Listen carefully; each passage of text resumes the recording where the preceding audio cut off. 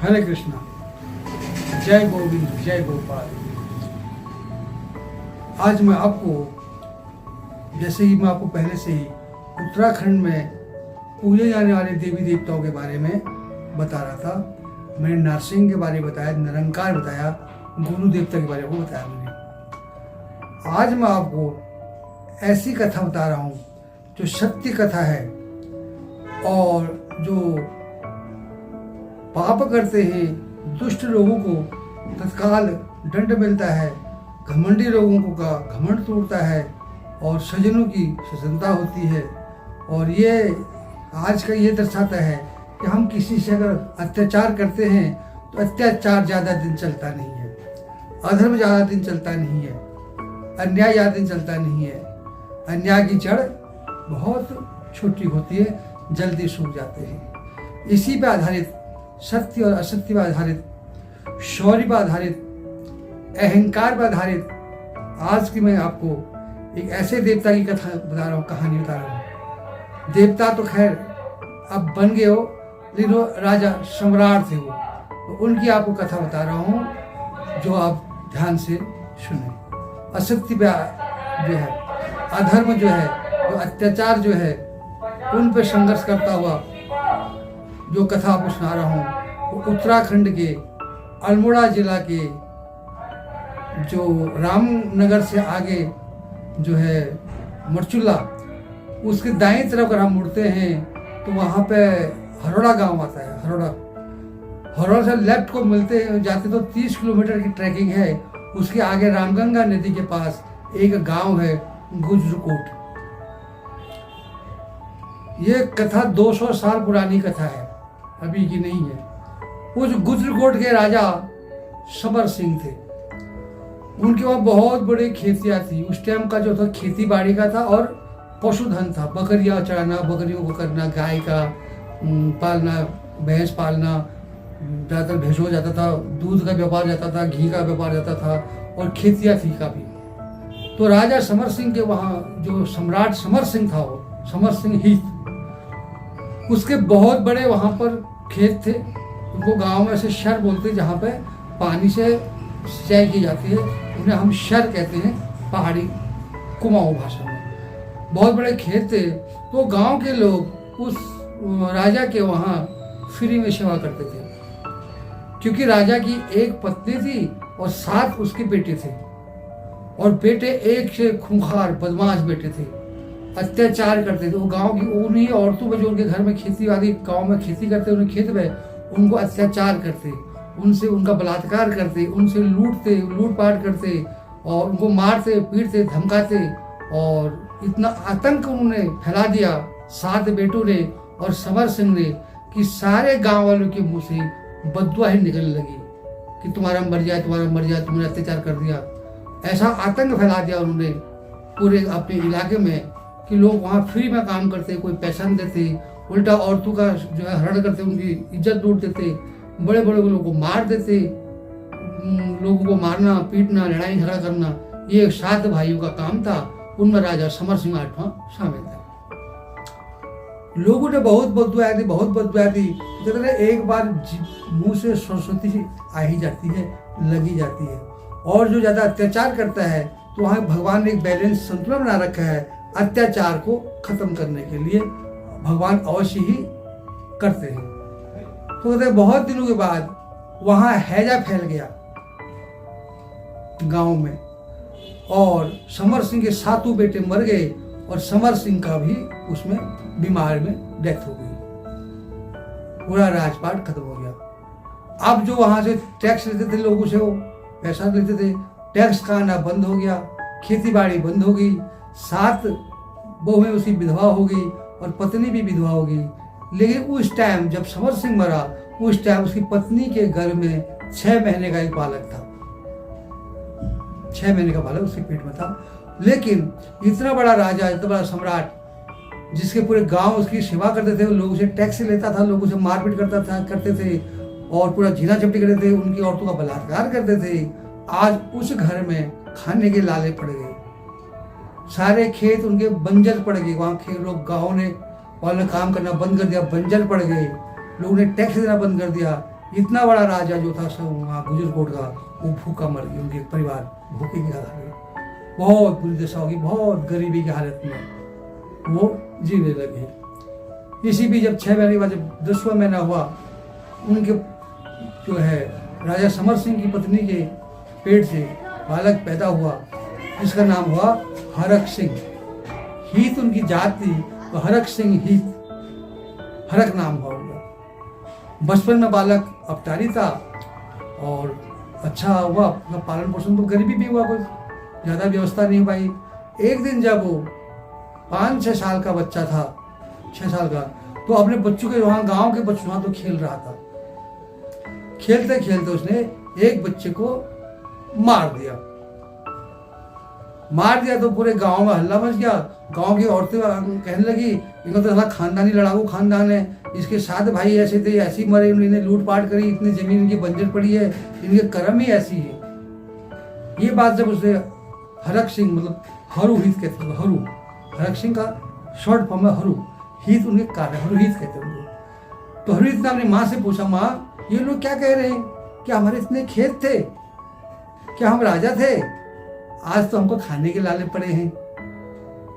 तो माँ बोली, बेटा हमारा सारा शासन था, इतने सारे खेत हमारे थे, ये लोग सब वहाँ सेवा करते थे, खेत में खेती बाड़ी सब खुद करते थे, और हमको टैक्स देते थे, हमारे को पैसा देते थे हमारे को, और आज सब खत्म हो गया। तेरे भाइयों ने ऐसा अत्याचार किया, हमने किया अत्याचार उन्होंने, तो आप क्या करें, उसकी सजा हम भुगत रहे।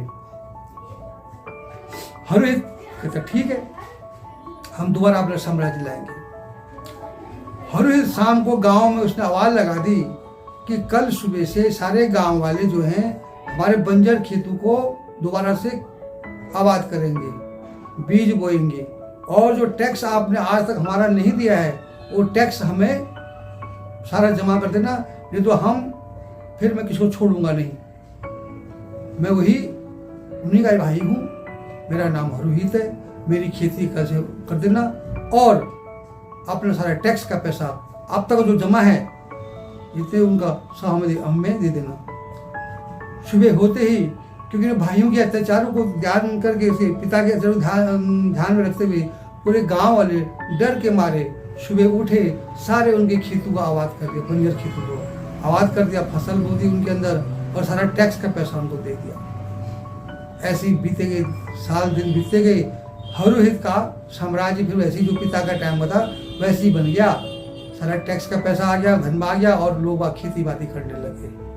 हरू आप पास भी उसे घोड़ा लिया हरुहित ने, उस घोड़े पे बैठता और पूरे अपनी खेती बाड़ी, अपने राज शासन को रात भर उनकी घूम के उनको देखता उनका। अब क्योंकि वो थोड़ा दयावान आदमी था, उसके अंदर क्रोध था नहीं, उसे धमका दिया, पर वो गांव वालों से प्रेम करता था।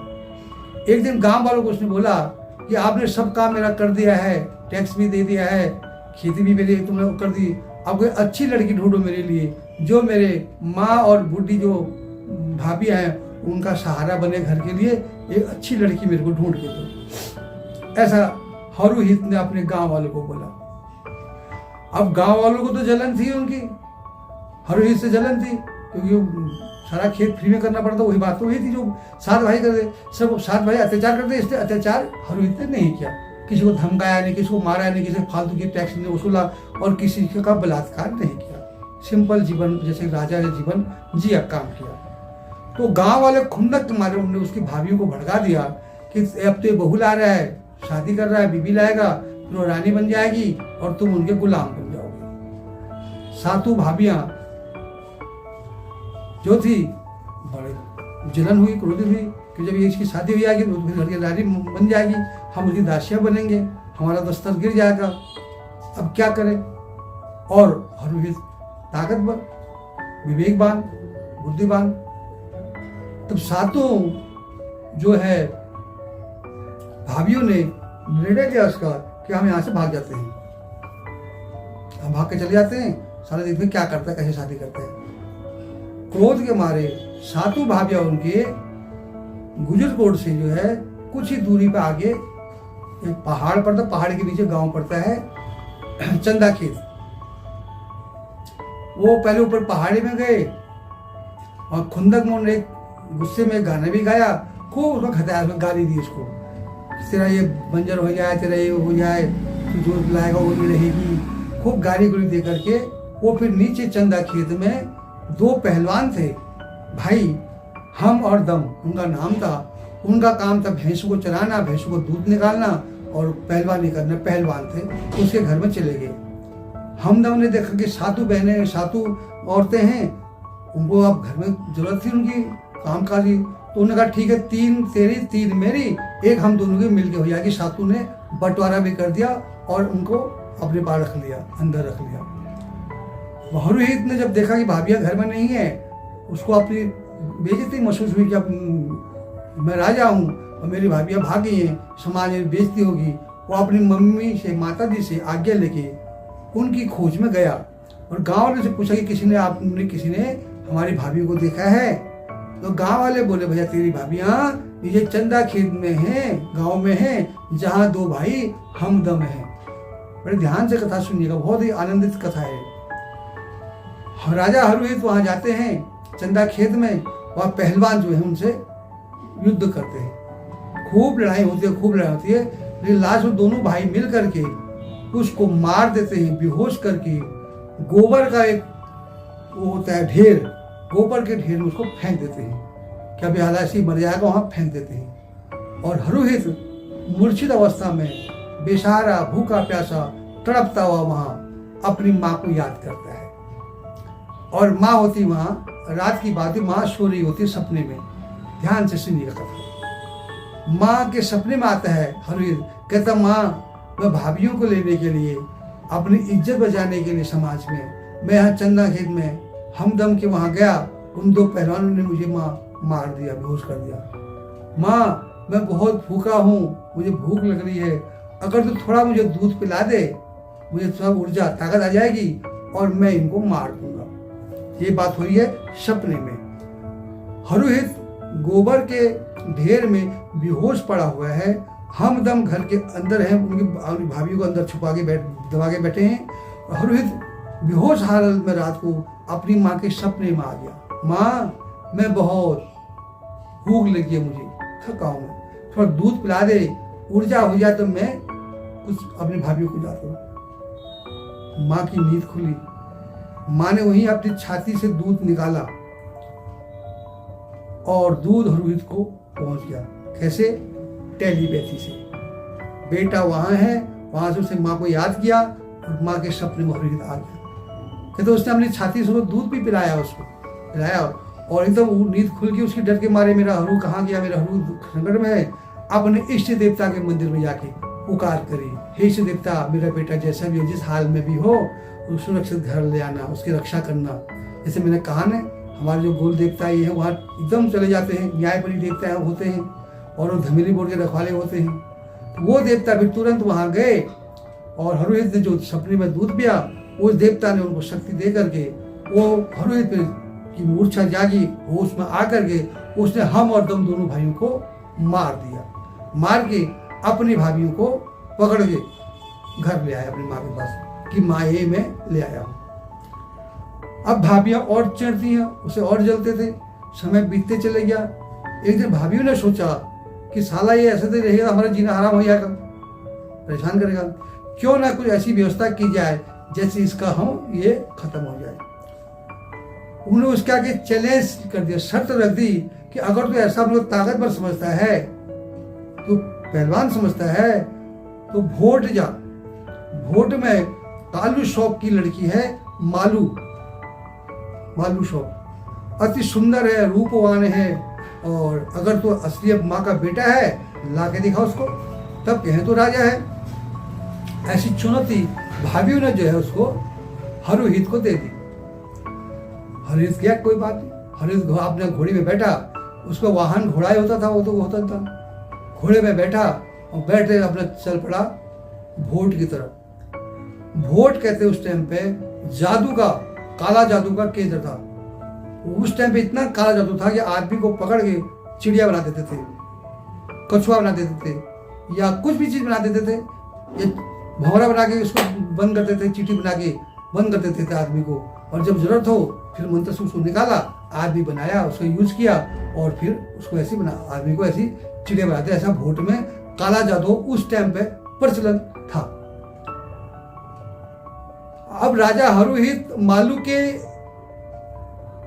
लेने के लिए मालू की चाह में गुजरकोट से भोट चले गया, भूटान या भूटान या जहाँ भोटिया रहते नेपाल साइज में वो इलाका भोटिया, उस सब वो भोट में चले गया जहाँ वो मालू के लिए। एक मंदिर में जब गया, वहाँ पे एक मंदिर, माता का मंदिर था।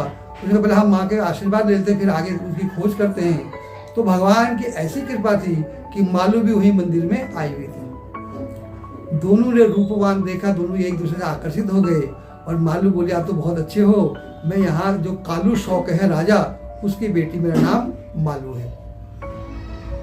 हरुहित बोला मैं तल्ला सल्ट का, अल्मोड़ा तल्ला सल्ट का गुजरकोट का मैं राजा हूँ, मेरी 7 भाभियाँ हैं, माँ है, मेरा बहुत राजपाट है, मेरा नाम राजा हरुहित है और मैं आपकी ही चाह में यहाँ आया हूँ। मेरी भाभियों ने आपकी बहुत चर्चा सुनी है कि आप बहुत सुंदर हो, रूपवान हो, मैं आपके लिए यही आया हूँ कि आपसे विवाह करने के लिए।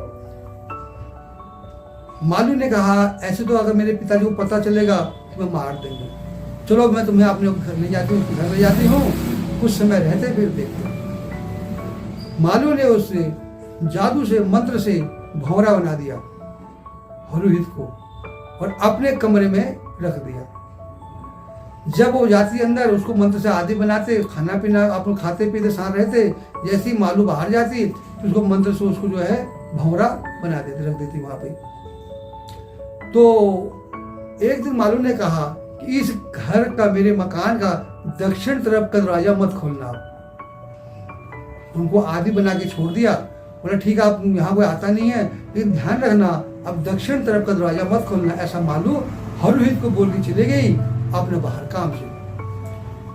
हरुहित के मन में शंका हुई कि ऐसा क्या हुआ, ऐसा क्यों है, ऐसा क्यों कहा होगा। उसे अपना दक्षिण का किवाड़ खोल दिया और देखा तो वहां दूसरा महल था, वहां मालू की 7 बहनें थी। हड़कंप मच गया बहनों देखा उसको देख करके, तो बहनों ने उससे शादी की फरमाइश करी। वो बोला नहीं मैं तो मालू के लिए आया हूं, मैं तेरे शादी नहीं कर सकता हूँ। ये बात फिर उन्होंने बता दी कालू शौक को कि यहाँ तो लड़का लाया है, मालू लाई है, लड़का लाई है, ये किया वो किया, ऐसे किया है।